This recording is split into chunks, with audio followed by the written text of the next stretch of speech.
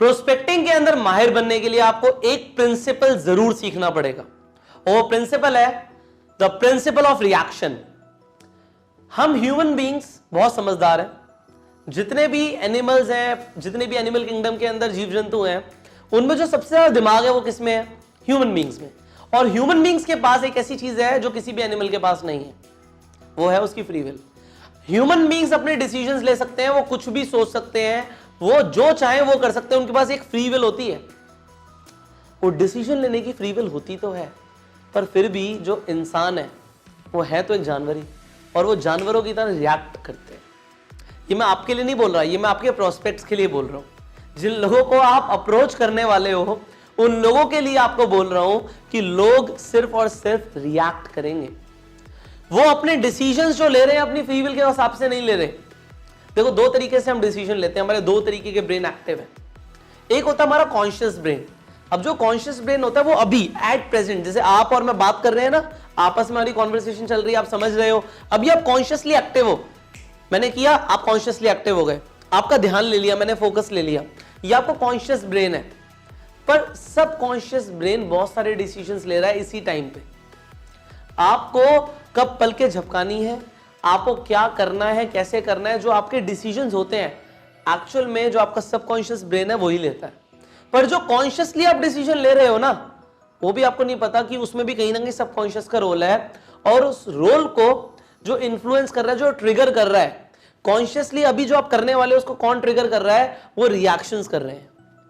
वो न्यूटन का third law of motion है ना, कि every action has an equal and opposite reaction.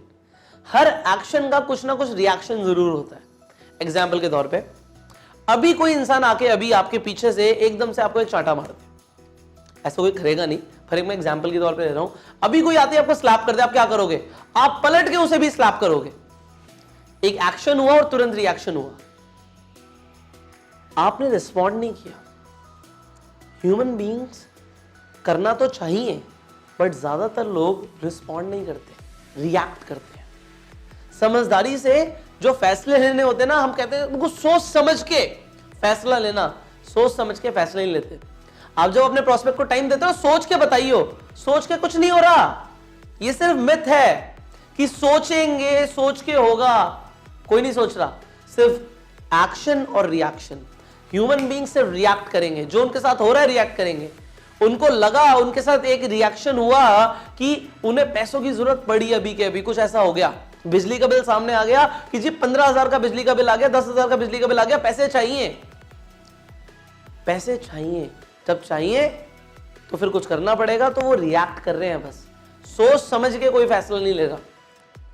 तो आप जितना मर्जी बोल लो अपने प्रोस्पेक्ट को कि सोच के समझ के बताना, will not work. So what you need to do, क्या करना है? आपको समझना है कि जो ह्यूमन बीइंग्स हैं वो हमेशा रिएक्ट कर रहे हैं। People do not take much decisions.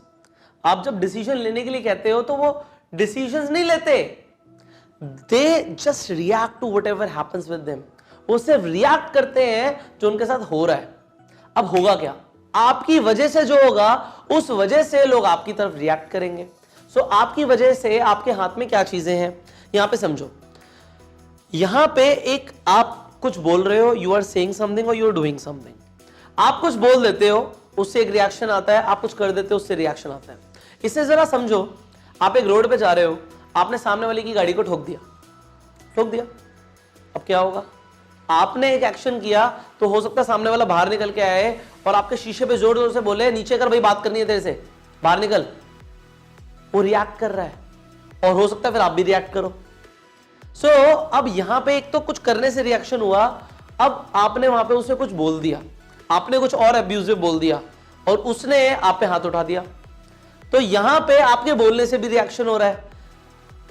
हो सकता है आप वहां पे उसे बड़े प्यार से समझाओ कि सर कुछ ऐसा था, कुछ इमरजेंसी थी, किसी का एक्सीडेंट हो गया था, मुझे जाना था, और गलती से इस तरीके से मेरे दिमाग में चीजें चल रही थी, आई एम सो सॉरी। तो हो सकता है आपके बोलने से कुछ और रिएक्शन हो। आप समझो बात को, कुछ बोलने से कुछ और रिएक्शन हो सकता है। अगर वहां पे आपने अब्यूज किया तो चीजें गलत हो सकती हैं, बिगड़ सकती हैं। वहीं पे आपने सॉरी बोला और इस तरीके से आपने अपनी गलती एक्सेप्ट करी तो कुछ और हो सकता है। Similarly come back to the network marketing. Network marketing में जो आप बोल रहे हो, अगर आपको उस चीज पे कंट्रोल नहीं है, आपने सामने वाले को रिएक्शन पे ले गए। अब आपने, जो मैंने आपको लास्ट वीडियो में बताया कि MLM के वर्ड्स यूज नहीं करने, हर शब्द सामने वाले के दिमाग में एक डिफरेंट डोर ओपन करते हैं।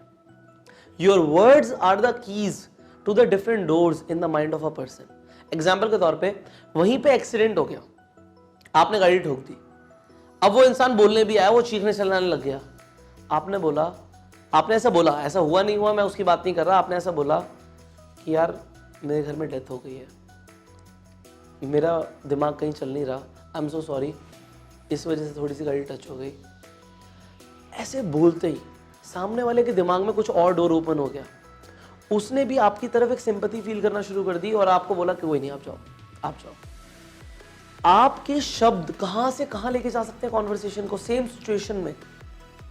सिमिलरली नेटवर्क मार्केटिंग, अगर आप ऐसा बोल देते हो, मैंने एक कंपनी ज्वाइन करी है, काम खत्म। क्योंकि यहां पे जो डोर ओपन होगा ना, वो क्या डोर ओपन होगा, एग्जांपल देता हूं मैं आपको। यहां पे डोर ये ओपन होगा क्योंकि उसके भी किसी फ्रेंड ने या उसने कोई कंपनी ज्वाइन करी होगी, या किसी ने उसे पहले भी अप्रोच किया होगा ये बोल के कि कोई कंपनी है और वो नेटवर्क मार्केटिंग कंपनी होगी, उसका एक्सपीरियंस हो सकता है अच्छा ना भी हो, और उसके दिमाग में अप्रोच आ जाए, नहीं ये वही होगा, ये वही होगा। वो आपने एक दरवाजा खोल दिया और दरवाजा खोलते ही वो इंसान कुछ और सोचने लग गया। सो आपके बोलने से देखो क्या हो रहा है, कितना ज्यादा इन्फ्लुएंस है इन शब्दों में, कितनी ज्यादा ताकत है इन शब्दों में, क्या बोलना है।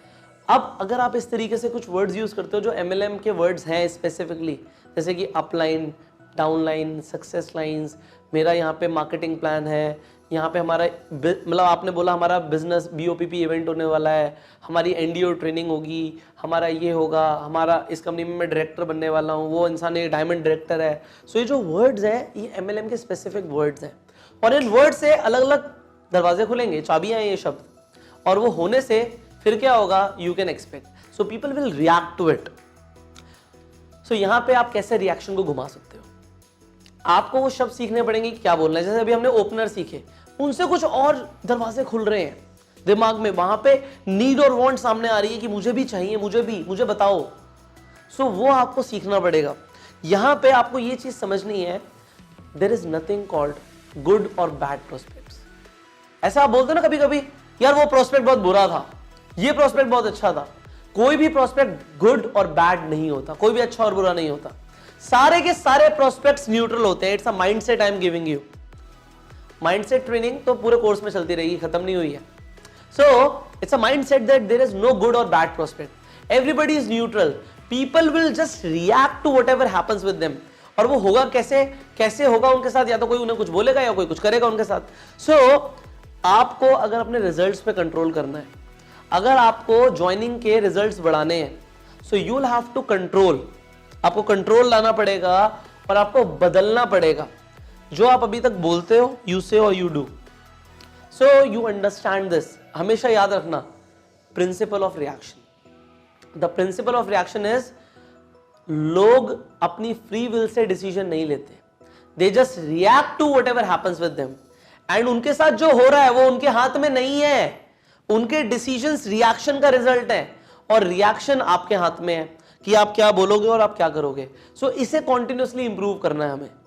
So now you have understood the principle of reaction. अब जो वर्कशीट में लिखा हुआ उसे करो, and I will see in the next video. Till the time, go self made.